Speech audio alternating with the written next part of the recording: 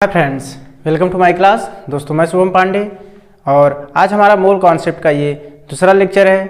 पहले लेक्चर में दोस्तों हमने 3 क्वेश्चन को देखा था और सारे फार्मूले को रिवाइज किया था कि हमें फार्मूला कैसे यूज करना है और कौन कौन से मोल कॉन्सेप्ट में फार्मूले होते हैं। आज हम नेक्स्ट क्वेश्चन देखेंगे, क्वेश्चन नंबर 4। अगर आप हमारे चैनल पर नए हो तो चैनल को सब्सक्राइब कर लो और बेल आइकन को दबाना बिल्कुल ना भूलना, ताकि जब भी हम नया वीडियो अपलोड करें तो आपको नोटिफिकेशन ज़रूर मिले। दोस्तों हम जेईई मेंस के प्रीवियस ईयर क्वेश्चंस को देख रहे हैं, तो चलो हम देखते हैं अपना नेक्स्ट क्वेश्चन। जो हमारा नेक्स्ट क्वेश्चन है दोस्तों, यहाँ पर है कि 2Al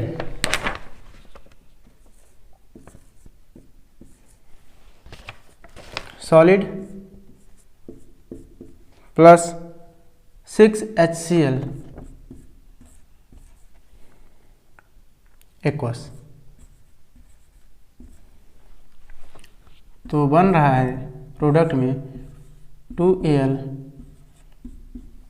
3 plus aqueous plus 6Cl minus aqueous plus 3H2 gas. दोस्तों 2Al सॉलिड 6HCl एक्वस, तो बन रहा है 2Al 3 plus aqueous plus 6Cl minus aqueous plus 3H2 gas. और यहाँ पर option A B C D दे रखा है। यहाँ पर दोस्तों ऑप्शन ए है कि 11.2 लीटर अगर हम H2 gas at STP is produced for every mole HCl aqueous consumed. कर है जब हमारा 1 मोल HCl कंज्यूम्ड होगा तो ये 11.2 लीटर प्रोड्यूस होगा। चलो पहले हम मोल कॉन्सेप्ट में स्टाइकोमेट्री को समझते हैं। दोस्तों हम ऐसा भी कह सकते हैं कि हमने 2 मोल Al लिया, 6 मोल हमने HCl लिया, तो हमें मिला है 2 मोल Al3 प्लस 6 मोल Cl माइनस और 3 मोल हाइड्रोजन गैस, 3 मोल H2 गैस। दोस्तों हम जानते हैं कि 1 मोल 22.4 लीटर के बराबर होता है STP पे, तो अगर 3 मोल है तो 3 4 जा 12, 3 2 जा 6, 1 कैरी 7 और 3 2 जा 6, 67.2 लीटर के बराबर होगा। तो हमें यहाँ से क्या मिलता है कि जब हम 6 मोल ले रहे हैं HCl तो हमें 67.2 लीटर H2 प्रोड्यूस हो रहा है। तो अगर हम 1 मोल लेंगे तो कितना होगा 67.2 डिवाइडेड बाई 6, 6 1 जा 6, 6 1 जा 6.2। तो करेक्ट आंसर है ऑप्शन ए 11.2 लीटर। तो हम मोल कॉन्सेप्ट का बड़ा आसानी से यूज करके ऐसे क्वेश्चंस को सॉल्व कर सकते हैं। अब हमारा नेक्स्ट क्वेश्चन है द डेंसिटी इन ग्राम पर ml of A 3.60 molar sulphuric acid solution that is 29% H2SO4, molar mass 98 ग्राम पर मोल दे रखा है H2SO4 का, बाई मास विल बी। दोस्तों हमको डेंसिटी बताना है, हमें मोलरिटी दे रखा है सल्फ्यूरिक एसिड का, हमें सल्फ्यूरिक एसिड का मास परसेंटेज दे रखा है। दोस्तों मास परसेंटेज दे रखा है, आप इसे नोट डाउन कर लीजिए। और अब हम देखते हैं अपना नेक्स्ट क्वेश्चन, वो है कि द डेंसिटी इन ग्राम पर ml of A 3.6 molar sulphuric acid solution. तो सल्फ्यूरिक एसिड ठीक है सोल्यूशन है जिसकी मोलरता है 3.6, जिसकी मोलरिटी है 3.6 and that is 29% H2SO4 by mass. और उसका जो सोल्यूशन में मास परसेंटेज है वो 29% है। तो कह रहा है कि उसकी डेंसिटी कैलकुलेट करके हमको बताओ। हमें बताना है 3.6 मोलर सल्फ्यूरिक एसिड सोल्यूशन का, जिसका मास परसेंट दे रखा है 29% है, जिसकी मोलरता दे रखा है, मोलरिटी दे रखा है 3.6। दोस्तों सल्फ्यूरिक एसिड है H2SO4।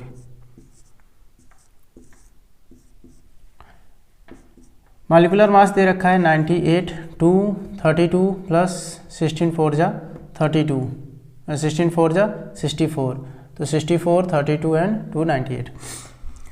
3.6 मोलर है, इसलिए 3.6 मोल होगा ये 1 लीटर में, इन 1 लीटर। पक्का। साथ में दे रखा है 29% है, मतलब कि 29 ग्राम होगा 100 ग्राम सॉल्यूशन में। पक्का। दोस्तों 3.6 मोल है 1 लीटर में, तो इसका वजन क्या होता है, चलो मास निकाल लेते हैं। मास निकालने के लिए हम क्या करेंगे, 3.6 इंटू मॉलिक्यूलर मास से मल्टीप्लाई करेंगे। मॉलिक्यूलर मास कितना है 98, अगर हम मल्टीप्लाई करते हैं तो कितना आने वाला है,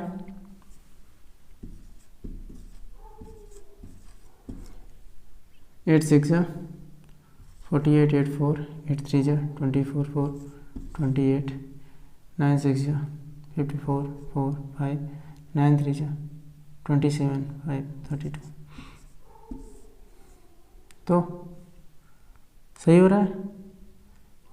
8 8 4 2 2 2 4 5, तो कितना आ गया 352.8। हमको इतना ग्राम मिल गया H2SO4। दोस्तों साथ में हमको ये पता है कि 29 ग्राम है 100 ग्राम में, तो 1 ग्राम H2SO4 कितने ग्राम सॉल्यूशन में होगा, 100 डिवाइडेड बाई 29। मतलब कि अगर मैं कहूँ कि 352.8 ग्राम H2SO4 कितने ग्राम सॉल्यूशन में होगा, कहेंगे 100 डिवाइडेड बाई 29 इंटू 352.8। ओके। अगर हम कट करते हैं तो 29 1 जा जाएगा, 35 को कट करेगा, 6 बचेगा, 6 and 2 62, तो 29 2 जा 58, 4 बचेगा, 29 1 जा जाएगा डेसिमल लगा के, ठीक है। 48 रहेगा 29, तो फिर 19 बचेगा, 190 हो जाएगा 16। हमको क्या पता चला कि अप्रॉक्सीमेट में इतना ग्राम होगा, अप्रॉक्सीमेट लगभग वैल्यू, ठीक है। 0.7 0.2 कुछ भी आ सकता है आगे, इतना ग्राम होगा। दोस्तों इतना ग्राम है, ठीक है, सॉल्यूशन का मास इतना ग्राम है H2SO4 का मास। हमें तो सॉल्यूशन का मास चाहिए था क्योंकि हमें चाहिए थी डेंसिटी, और डेंसिटी कैलकुलेट करने के लिए हमें क्या चाहिए, मास पर यूनिट वॉल्यूम, मास पर यूनिट वॉल्यूम। दोस्तों मास हमें पता चल गया है 1216 और वॉल्यूम 1000 ml, तो कितना आने वाला है 1.216। अगर हम अप्रॉक्सीमेट में लें तो 1.22, तो हमारा जो करेक्ट आंसर होगा ऑप्शन डी होगा। Option D is right 1.22। यहाँ तक समझने में कोई दिक्कत नहीं हुई होगी। ओके, अब हमारा नेक्स्ट क्वेश्चन है, चलो उसे भी, जो हमारा नेक्स्ट क्वेश्चन है दोस्तों कि density of 2.05 molar solution of acetic acid in water is 1.02 ग्राम पर ml, the molarity of the solution. दोस्तों हमको मोलरिटी दे रखा है एसिटिक एसिड का। एसिटिक एसिड का जो फार्मूला होता है वो होता है CH3COOH। अब कार्बन 12 प्लस 12 दो बार, 3 हाइड्रोजन यहाँ, 1 यहाँ, 4 हाइड्रोजन प्लस 2 ऑक्सीजन, तो 32, 32 4 36, 36 एंड 12 48, 48 और 12 60, ठीक है। तो 60 ग्राम हो जाएगा मोलर मास एसिटिक एसिड का। मोलरिटी दे रखा है 2.05, मतलब कि 2.05 मोल है 1 लीटर में, इन 1 लीटर सॉल्यूशन, राइट। साथ में आपको दे रखा है डेंसिटी, डेंसिटी दे रखा है आपको, मतलब मास पर यूनिट वॉल्यूम दे रखा है 1.02 ग्राम पर ml, मतलब कि अगर मैं 100 से मल्टीप्लाई कर दूं, ये तो 1 ml में कितना है 1.02 ग्राम है, मैं कहूँ 1000 ml में तो 1000 से मल्टीप्लाई कर दो, मतलब 1020 ग्राम, ओके। मतलब कि 1020 ग्राम होगा सॉल्यूशन का मास। किसका मास? सॉल्यूशन का मास। उसी सॉल्यूशन में 2.05 मोल हमारा एसिटिक एसिड भी है, तो उसका वेट कितना होगा एसिटिक एसिड का? 2.05 इंटू 60, ओके। चलो अप्रॉक्सी रिजल्ट आएगा 6 5 जा 30, 0 3 कैरी, एक 0 इसकी वजह से, तो 3 भी आ जाएगा, 6 2 जा 12, 2 प्लेस पे डेसिमल, तो हमें मिल जाएगा 123 ग्राम। 123 ग्राम हमारा जो वजन है वो किसकी वजह से है? इतना मास 123 ग्राम मास है एसिटिक एसिड के 2.05 मोल के होने की वजह से, और जो टोटल सॉल्यूशन का जो मास है वो है 1020 ग्राम, ओके, मतलब 1020। तो दोस्तों अगर मैं पूछूं कि इसमें सॉल्वेंट का मास क्या होगा, तो सॉल्यूशन में से अगर मैं सॉल्यूट के मास को घटा दूं तो हमें क्या आएगा? सॉल्वेंट का मास, और बहुत ही ज़रूरी है मोलैलिटी निकालने के लिए। दोस्तों जो मास ऑफ द सॉल्वेंट होगा वो क्या हो जाएगा? मास ऑफ द सॉल्वेंट जो होगा, मास ऑफ द सॉल्यूशन 1020 में से मास ऑफ द सॉल्यूट घटेगा 123, 10 में से 3 गया, सो 7, यहाँ है 1 तो 1 11, 11 में से 2 गया 9, तो फिर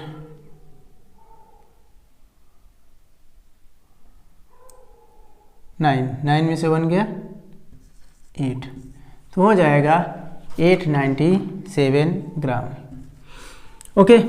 ये मास ऑफ द सॉल्वेंट हो जाएगा 897। तो दोस्तों हमको क्या निकालना है? मोलैलिटी। क्या निकालना है? मोलैलिटी हमको निकालना है।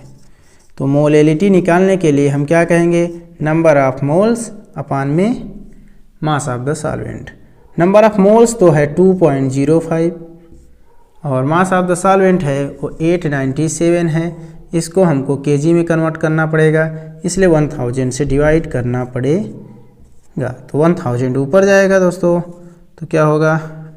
2.05 इंटू 1000 और डिवाइडेड बाई 897। अगर 1000 को मैं 897 से डिवाइड करूँगा तो क्या होगा? 1 बार तो जाएगा ही जाएगा, ठीक है। फिर डेसिमल लगाने के बाद अगर हम घटाएंगे 1000 में से 897 को, तो वही अप्रॉक्स 103 आने वाला है। 10 में से 3 103, फिर डेसिमल, तो फिर से 1 बार जाने वाला है, तो 1.1 के अप्रॉक्स आने वाला है। अगर हम 11 5 जा करेंगे तो होगा 55, फिर 5 और 11 2 जा 22। सो दोस्तों 2 प्लेस पे, 2 प्लेस पे यहाँ, 1 प्लेस पे यहाँ, तो 2.25 ये हमारा क्या रिजल्ट आने वाला है? मोलैलिटी का रिजल्ट आने वाला है 2.25। तो अप्रॉक्स में कौन सा होगा? 2.28 दे रखा है ना मोल पर केजी, यही हमारा सही रिजल्ट होगा 2.28, ठीक है, क्योंकि यहाँ अप्रॉक्सीमेट जो भी रिजल्ट आया है अप्रॉक्सीमेट रिजल्ट आया हुआ है, क्योंकि जो बाकी ऑप्शंस हैं 1.14 वो होने वाला नहीं है, 3.28 इतना ज़्यादा नहीं हो सकता है, 0.44 इतना कम भी नहीं हो सकता है, तो 2.28 2.05 से ज़्यादा ही होने वाला है, क्योंकि यहाँ जो मास है सॉल्वेंट का वो 1 kg के बराबर नहीं है, 897 ग्राम के बराबर है। ठीक है दोस्तों, तो अब हम देखेंगे अपना next questions. How many moles of magnesium phosphate Mg3PO4 का whole twice will contain 0.25 mole of oxygen atoms. इसे जस्ट क्वेश्चन है कि मैग्नीशियम फॉस्फेट हमें कितना मोल लेना पड़ेगा जब हमें उसमें 0.25 मोल ऑक्सीजन एटम मिले। पहले फार्मूला लिखते हैं दोस्तों, Mg3PO4 Mg3PO4 का होल ट्वाइस। दोस्तों अगर हम देखें ध्यान से तो यहाँ पर 1 मोल अगर हम Mg3PO4 का होल ट्वाइस लेते हैं तो इसमें 3 मोल मैग्नीशियम है, 2 मोल फास्फोरस है और 2 4 जा 8 मोल ऑक्सीजन है। अगर हम 1 मोल Mg3PO4 लेते हैं, PO4 का होल ट्वाइस लेते हैं तो उसमें हमको 8 मोल ऑक्सीजन एटम मिलेगा। ठीक है, ऑक्सीजन एटम। या हम ऐसा भी कह सकते हैं कि हमें 8 मोल ऑक्सीजन मिलेगा, कितने में से 1 मोल Mg3PO4 से का होल ट्वाइस से। तो हम ये भी कह सकते हैं कि हमें 1 मोल कब मिलेगा, 1 मोल ऑक्सीजन जब हम लेंगे 1/8 Mg3PO4 का होल ट्वाइस। तो 0.25 कब मिलेगा, मतलब 1/8 इंटू 0.25, जो अप्रॉक्स रिजल्ट आएगा 0 बार पॉइंट लगाएंगे 2 आएगा, फिर से 0 बार और तब होगा 8 3 जा 24, 1 कैरी, फिर 8 1 जा 8, 8 2 जा 16, 4 8 5 जा, तो रिजल्ट आएगा 0.03125। तो दोस्तों यहाँ पर ऑप्शन डी करेक्ट होगा, क्योंकि बोला है 3.125।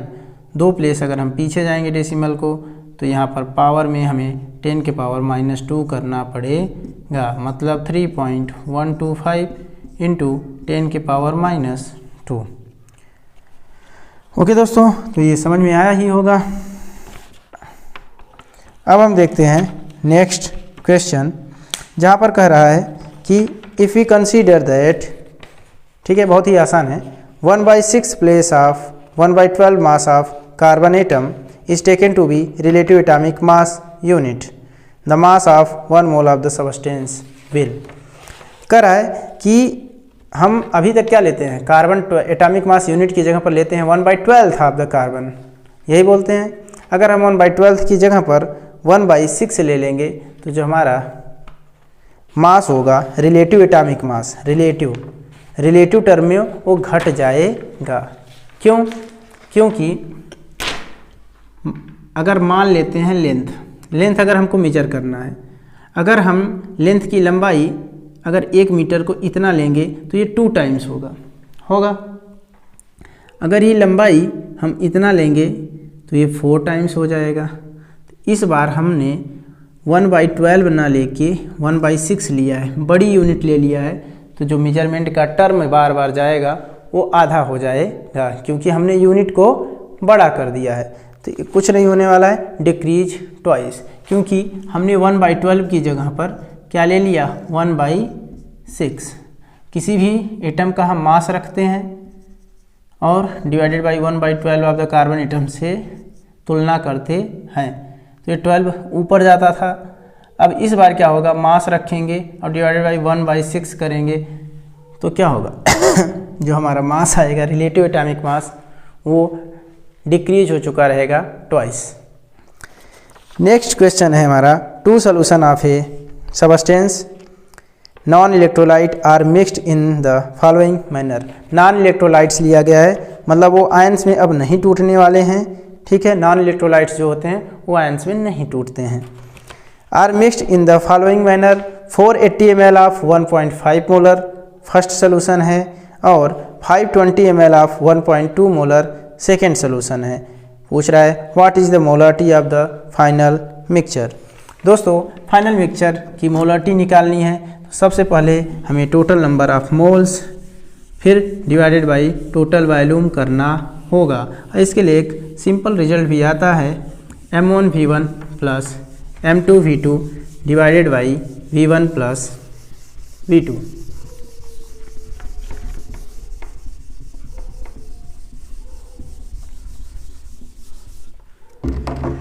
तो दोस्तों हमें यहाँ पर दे रखा है 480 ml कौन सा 1.5 मोलर एंड 520 ml 1.2 मोलर। दोस्तों अगर हमें फार्मूला देखें मोलरिटी का, तो होता है molarity equal to number of, ठीक है, number of moles n divided by volume in litre, ठीक है। तो अगर हम ml में रखते हैं तो हमें मिली मोल्स में आएगा, जो रिजल्ट आएगा वो किस में आएगा, मिली मोल्स में। हमें वॉल्यूम को लीटर में रखना पड़ता है।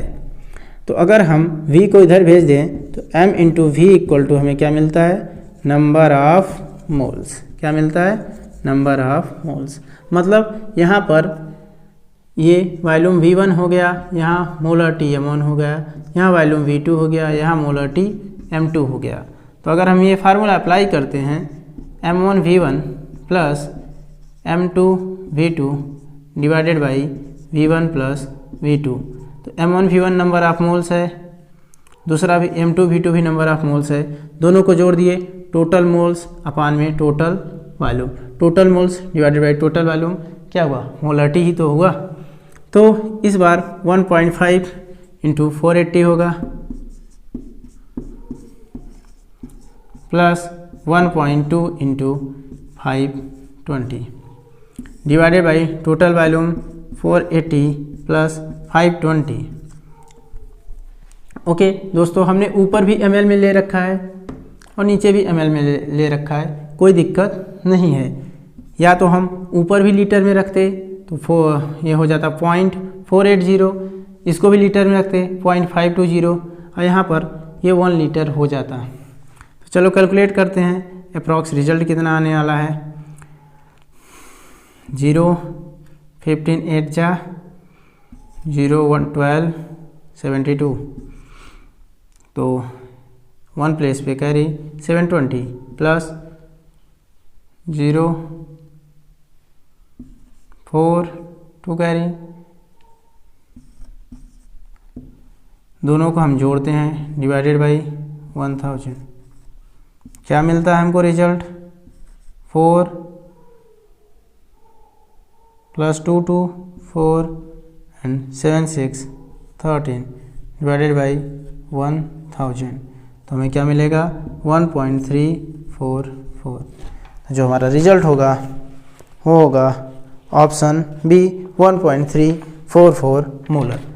जो टोटल मोलरिटी होगी वो 1.344 होने वाली है।